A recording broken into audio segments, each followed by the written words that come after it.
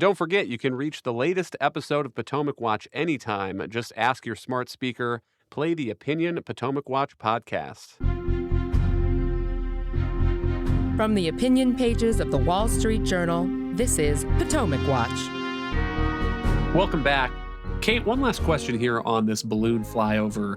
Do you think this has been a wake-up call for many Americans about what China is up to? And do you agree with Kim that the administration ought to do more to explain to people what the balloon was up to and what else, by the way, China is doing? One of the journal's editorials on this recently says the U.S. ought to put the balloon on display for the world to see, complete with experts explaining what it reveals about what China was up to.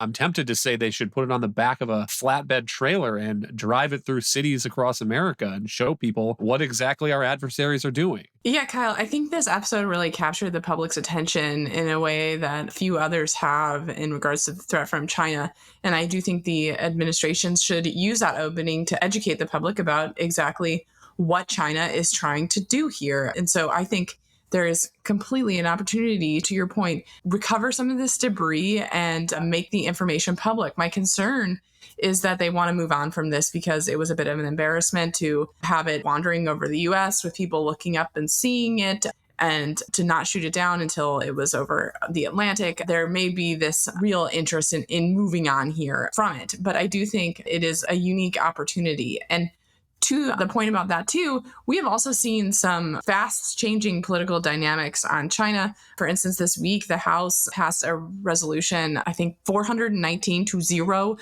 condemning this spy balloon incident. This is a group of people who struggle to agree at that magnitude on what to rename a post office. We also had in that hearing I was mentioning earlier on the Senate side, just bipartisan anger about this event. Tester, the Democratic senator from Montana, saying, I don't want a damn balloon flying over Montana or anywhere else. So you have really a bipartisan agreement here that China's aggressive, provocative behavior is a real problem for the United States.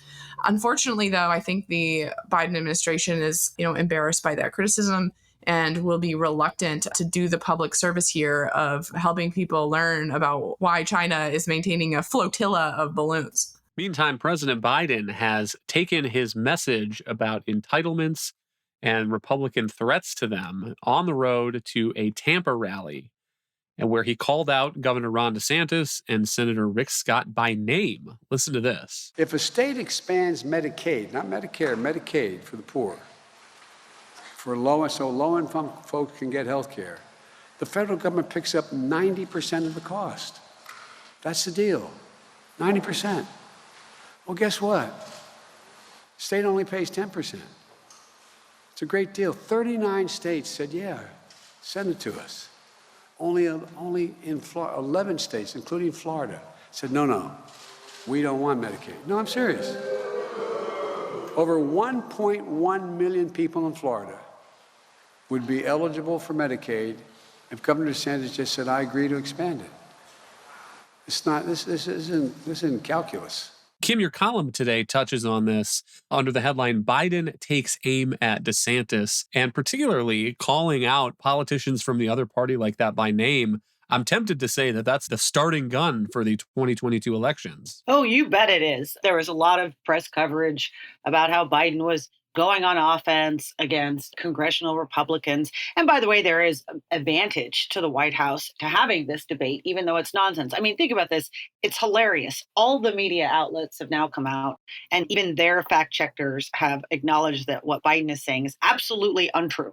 And yet at the same time, by introducing this at the State of the Union, every single media outlet is writing storyline after storyline about all the past Republican plans to restructure or reform entitlements and raising lots of questions about whether or not Republicans might do that in the future. And the White House loves this because every day that people are talking about things that Republicans aren't going to do, but which the White House can present as a threat to the economy, is a day that they're not having to talk about their own problems with inflation, their own problems with the high cost of heating oil, layoffs that are happening in the economy, and various other bad news headlines. But for all it's helpful to them in terms of the day-to-day congressional debate, President Biden really made clear what's going on here when he decided right after the State of the Union to fly down to Florida and to give this speech in Ron DeSantis's backyard, where he not only went after him on Medicaid, but talked about Medicare again and Social Security and Republican plans to take it away. And it's a warning to Mr. DeSantis that he's going to pummel him on this issue, or hope to, if DeSantis gets into the Republican race for president, because DeSantis is on record when he was in Congress voting for Paul Ryan's budgets on a couple of occasions. And those budgets included reform to entitlement plans. They never became law. They were simply budget resolutions. Lots of other Republicans voted for them, more than 200.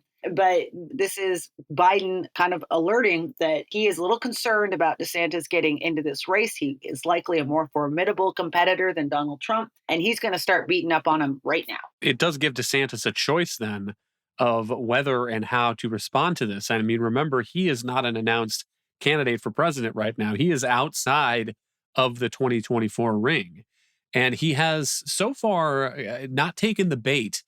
President Trump has made some attacks on Ron DeSantis. Asked about that recently, DeSantis said, "I spend my time delivering results for the people of Florida and fighting against Joe Biden. That's how I spend my time. I don't spend my time trying to smear other Republicans," unquote. So declining to engage in a political fight with Donald Trump. Kate, it's obviously a little bit different, though, when the attacker is the president of the other party. Yeah, Kyle, I mean, I would love to just briefly take on the substance about Medicaid expansion, because this is an area where DeSantis could really distinguish himself if he's willing to make the arguments. For instance, why should the federal government pay more to cover prime age working men above the poverty line than they do people who traditionally qualify for Medicaid who are poor? Why should we pay 90 cents on the dollar? Why should the federal government pick up that tab? For instance, what that has led to in the states that have expanded Medicaid is that they are trying to draw down more federal dollars. And so they prioritize that population, even though it is less vulnerable, it is not under 100% of the poverty line, than they do the traditional Medicaid populations. And we know that that match rate, that 90% match rate that the federal government pays, is not fiscally sustainable. At a certain point, states are going to have to pick up a bigger share of the tab. And what we have seen so far in states that have expanded Medicaid is that they start being tempted to cut the traditional Medicaid population. It starts crowding out other areas like education. Medicaid expansion is not a good deal for the states that take it. And of course, that's a difficult argument for Republicans to make, because it just turns into, oh, the Republicans don't care about healthcare for people. But DeSantis has an opening here to explain why Florida has not taken this supposedly free money that is a bad deal for his state. And Republicans have just been so reluctant to make that case. Hopefully here, DeSantis will. Kim, we'll give you the last word, but what do you make of this focus, particularly on Ron DeSantis at this point in the 2024 race? And that's on both sides of the aisle, apparently. And I would point to a poll by Yahoo News and YouGov. And it says, in a head-to-head matchup for the Republican primary presidential nomination, Ron DeSantis is leading Donald Trump 45-41. But if you throw in another candidate, Nikki Haley, it changes the dynamic. And then Donald Trump squeaks ahead 38-35 for Ron DeSantis and 11 for Nikki Haley.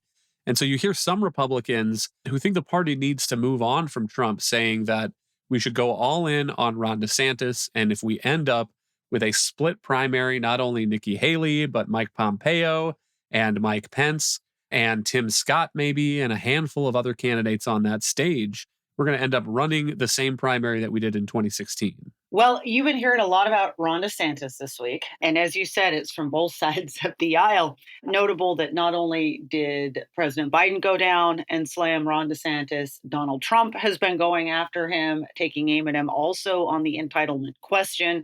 Chris Sununu, the governor of New Hampshire, had some unflattering things to say about this week. Kristi Noem, the governor of South Dakota, has been critical. These are all people, by the way, who are still debating whether or not they might want to get into a presidential race. And if I'm Ron DeSantis, I'm loving this, because if everybody's attacking me, it is a sign that I'm the guy that they are most concerned about. So I think he's handled it very, very well. I love the fact that he is not engaging on this for a couple of reasons, not just because it kind of denies Donald Trump the satisfaction that he loves to get out of provoking people.